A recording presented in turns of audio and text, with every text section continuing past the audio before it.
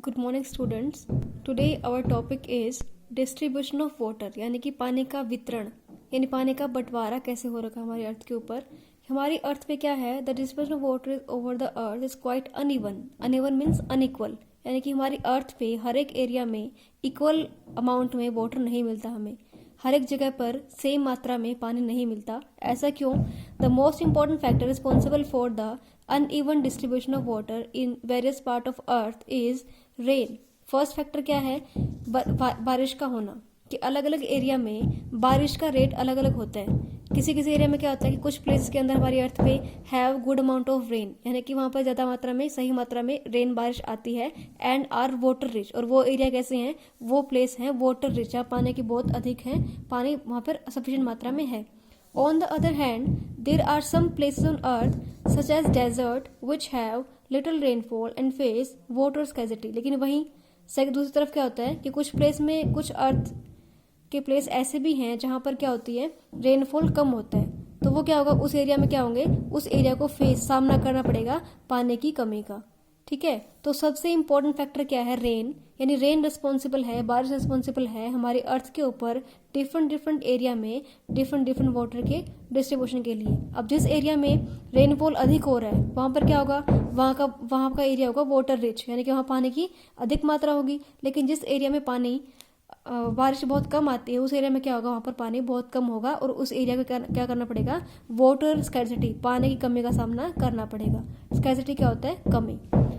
उसके बाद इंडिया बहुत बड़ी कंट्री है और हर एक जगह पर रेनफॉल इक्वल नहीं है। इससे क्या होता है, जिस एरिया में एक्सेसिव रेनफॉल है, यानी कि जिस रीजन के अंदर, जिस एरिया में ज्यादा रेनफॉल है, वहां पर क्या होगा, कॉजेज द फ्लड, वहां पर बाढ़ आएगी।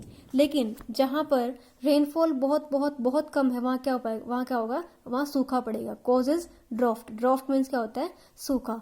Due to this some regions in our country may have flood while other regions में सफर फ्रॉम ड्राफ्ट। यानी क्या होगा कि कुछ एरिया में बाढ़ आ रही होगी और कुछ एरिया में सूखा पड़ा होता है एक ही टाइम पे, at the same time. For example Assam state जो कंट्री है, हमारी कंट्री का असम स्टेट है, वहां पर क्या होता है, लगभग 280 सेंटीमीटर का रेनफॉल होता है एवरी ईयर। ठीक है, लेकिन वहीं राजस्थान जो है आपका, वहां पर क्या होता है, 49 सेंटीमीटर का होता है सिर्फ रेनफॉल। देखो कितना डिफरेंस है, यानी कि यहाँ पर बहुत कम रेनफॉल हो रहा है और यहाँ पर बहुत अधिक रेनफॉल हो रहा है। तो क्या होता है कि हमेशा एवरी ईयर असम में बाढ़ आती है और राजस्थान क्या होता है, Rajasthan has to face the water shortage. Rajasthan को सामना करना पड़ता है पानी की कमी का।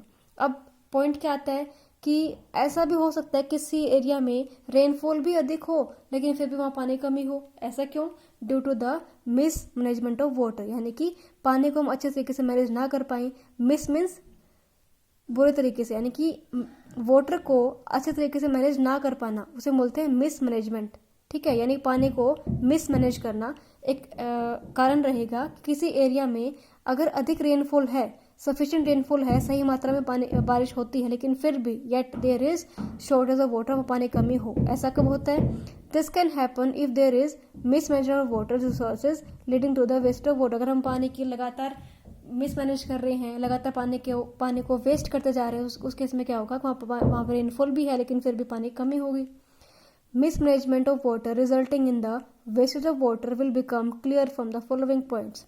First, mismanagement of water by water supply department. At many places water is supplied through a well planned network of big and small pipe. क्या होता है कि कई जगह पर बड़े बड़े छोटे पाइप के थ्रू क्या किया जाता है, पानी को सप्लाई किया जाता है।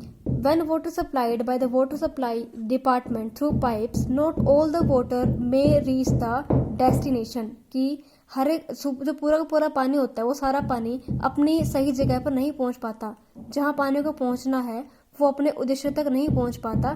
Many times we have seen the big water supply pipes leaking and a lot of water gushing out of these pipes. कई बार क्या होता है कि उन पाइप के अंदर कोई लीकेज होता है और पानी वहां से बह रहा होता है, उनके अंदर से लीक आउट हो रहा होता है। उस केस में क्या होगा कि वो पानी वेस्ट हो रहा है जो पानी पाइप के थ्रू बाहर जा रहा है। The leaking pipes lead to the wastage of precious water, हमारा अमूल्य पानी जो है वो खराब हो रहा है इस तरीके से। It is the responsibility of water supply department of town और city to stop this mismanagement of water by fixing the leaking water supply quickly. तो क्या करना चाहिए, जो वाटर सप्लाई डिपार्टमेंट के जो इंसान होते हैं, बंदे होते हैं, उन्हें क्या करना चाहिए, उनको time to time leakage pipes को रिपेयर करके, अच्छे से रिपेयर करने के बाद उनको सप्लाई करना चाहिए पानी को, ताकि पानी कम से कम वेस्ट हो ही ना।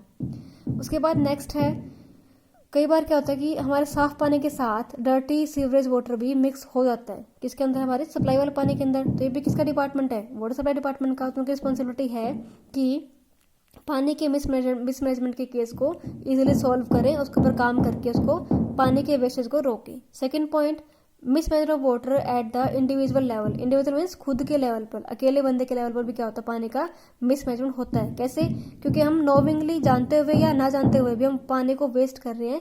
जब हम ब्रश करते हैं उस टाइम पर, शेविंग करते हैं, बाथिंग करते हैं, नहाने के टाइम पर, कपड़े धो रहे हैं उस टाइम पर, बर्तन वॉश करते हैं उस टाइम पर भी, और प्लांट्स को वाटर का टाइम पे क्या करते हैं, हम पानी को बहुत अधिक वेस्ट करते हैं। तो क्या करना चाहिए हमें, जब भी पानी का यूज ना हो, हमें टैप को अच्छे से बंद करना चाहिए। और लीकिंग टैप्स को भी, हमारे घर में अगर लीकिंग टैप्स भी हैं, उन्हें क्या करना चाहिए, उनको भी हमें सही करवाना चाहिए, ताकि पानी लीकेज ना हो, पानी का वेस्ट ना हो।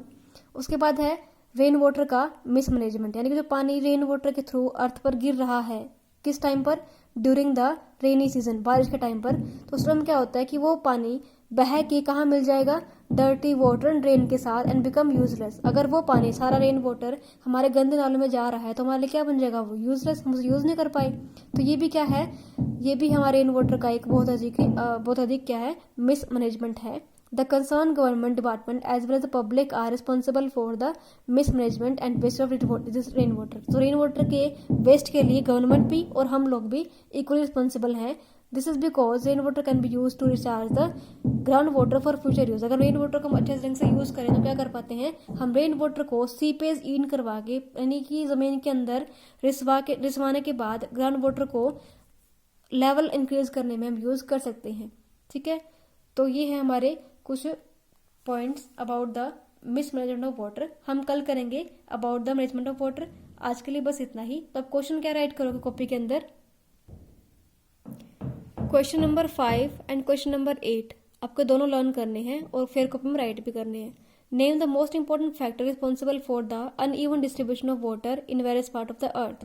यानी कि हमारी अर्थ पे वाटर के अनइक्वल डिस्ट्रीब्यूशन के लिए कौन रिस्पॉन्सिबल है, रेन। इसका आंसर क्या होगा, rain.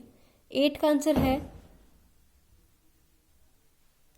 8 question, what is the main source of ground water. हमारे ग्राउंड वाटर का जो धरती के अंदर पानी है, ग्राउंड वाटर है, उसका मेन सोर्स, मेन स्रोत क्या है, अगेन इसका आंसर क्या होगा, रेन। तो जितने क्वेश्चन अब तक हो, जितना चैप्टर आपका अब तक हुआ है, उसमें से आपको वेरिएबल क्वेश्चन आप लगभग सारे कर सकते हो। इस साल 11th क्वेश्चन से कट कर दो। अब बाकी क्वेश्चन लैब 1 से लेकर 12 तक आपको अच्छे से लर्न करने हैं। ठीक है, अब बुक में सॉल्व करोगे और ये 2 क्वेश्चन कॉपी में राइट करने हैं आपको, और बाकी आप बुक में सॉल्व करके अच्छे से लर्न करने हैं आपको।